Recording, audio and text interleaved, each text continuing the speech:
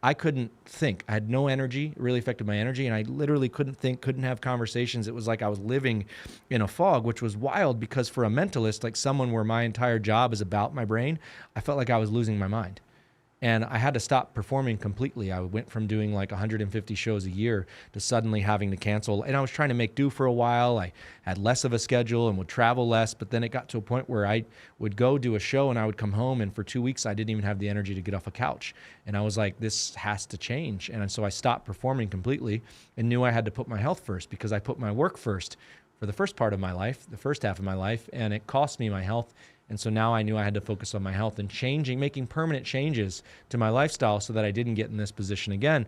And that was a really hard place to go through because I so heavily identified with what I did for work. There was no separation between what I did and who I was. My identity was that I was this performer, right? And when I suddenly couldn't do that anymore, I was so lost. I mean, I felt like, who am I? And if I can't, what does my life mean? And I had to accept that maybe I was never going to be able to perform again because you read online that this is like a life sentence, that people never get better. So that's what I was going to ask you. What did you do to get better? The most damning message in the world is that this is for life. When people talk about Lyme disease, they go, you have to learn to live with it. This is what your life is always going to be like. And I am like a living testament to the fact that there is life on the other side of Lyme disease, and that not only can you get back to where you were, because my goal wasn't to get back to here, it was to actually be better than I've ever been in my whole life. I wasn't going to settle for how I felt beforehand. It was no, I'm going to not only get past this, but I'm going to become this newer, better version of myself. How to get past it? The short answer is to change everything about my life. So this is going to be diet, this is going to be exercise. Diet, lifestyle, stress, food, sleep, work, food. Yeah, everything. Do you have any symptoms from it anymore? No. That's amazing. Yeah, because this is exactly the conversation. This is exactly the conversation I've had several times with other people that I know that have Lyme disease. I realize why people say that because, one, a lot of the treatments that work aren't covered by health insurance, which is a crime, the things that are really effective. And it's also really expensive. So I imagine being Are these medications you're talking about? Yeah, it could be like ozone or hyperbaric oxygen or UVBI, it could be anything. IVs, none of this stuff is covered, Wow, Chinese herbs, whatever it is that works for you, like some kind of heroic treatment. You should say not covered because it's outside the normal. Outside of the antibiotic is the only thing that they'll pay for. I thought it was a virus. Right? Is it a bacteria? Yeah, and they prescribe an antibiotic to try to get rid of it, and that doesn't work for a lot of people. And so imagine you are a single mother with 2 kids, and one of these IV treatment sessions with ozone is $600. Oh, got it. And I'm doing it twice a week. How? Do you literally mean ozone, like O3? Yeah, they put ozone in a bag. They pull your blood out. They put it into an IV bag, your own blood. So they oxygenate your blood. Instead of with O2, they put O3. Yeah, they put ozone into your blood, so they ozonate your blood, and then they pass that through an IV tube, which goes through a UV light, which sanitizes the blood, and then it goes back into your body.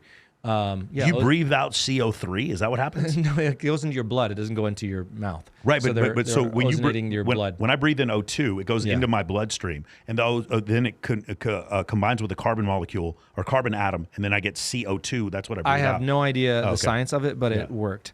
And it was really effective, but it's really expensive, and it was really time-consuming, and I had to stop working completely. How is that an option? How is that an option for most people? Yeah. When it's that expensive, and it's really time-consuming, and you have to stop working, and you have a family to support, it's not even an option. So I understand why the conversation online becomes, you're going to have to learn to live with this. Because how else do you cope with the fact that you don't have energy anymore, your body always hurts, and you can't think straight? You still have a family to support. It's not an option. So yeah, that's the issue, is that most of the things that work aren't covered, and they're expensive and time consuming. When you get that bad? Yeah. For some people, they get bit, they take an antibiotic, they're better, never have a symptom. Yeah. Yeah, it's that simple. But if it's a chronic case, it can be really hard. But not only that, the treatments, you have to change everything about your life. And I was really lucky that I already had a foundational, practice of exercise and of nutrition. And so I didn't have to change as much about my life, but I did have to rebalance my priorities as far as sleep and work and stress and things like that. You went on a reality show, Love Games. I've been on 3 different reality shows. No one's ever brought that up. That's so crazy. I don't know where you found that or how you did. I've looked. It's not on YouTube.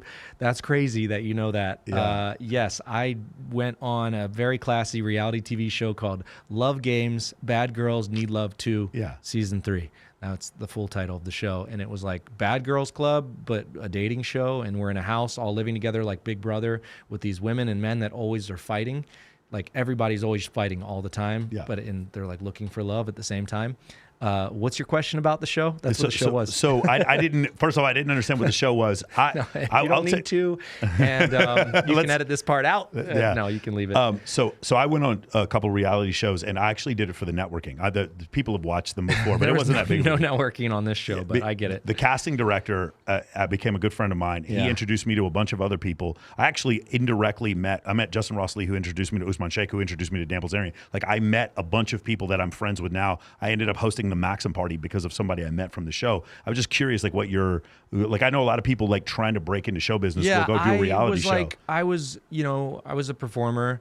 What were you had doing? Aspirations. I my whole life I've been performing. I've never had another job. So I did my first show when I was 14. So you like the Dave Chappelle of mentalism. My like neighbor hired me to do a show for their like daughter's 6th or 7th birthday or something.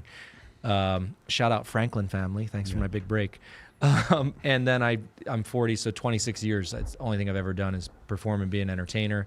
And for a long time, I wanted a TV show. And so like I thought like, okay, well, let's go get some time in front of a camera, see if we like that world and that environment, and to see what it's. And I also thought it would be fun. I was in my 20s. I was like, this would probably be fun, going to a reality dating show.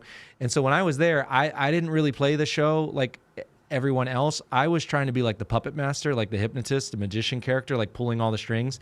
And I was so good at it, I think, that I actually was making the producer's job hard, because the producer's job is to pull strings and set up situations.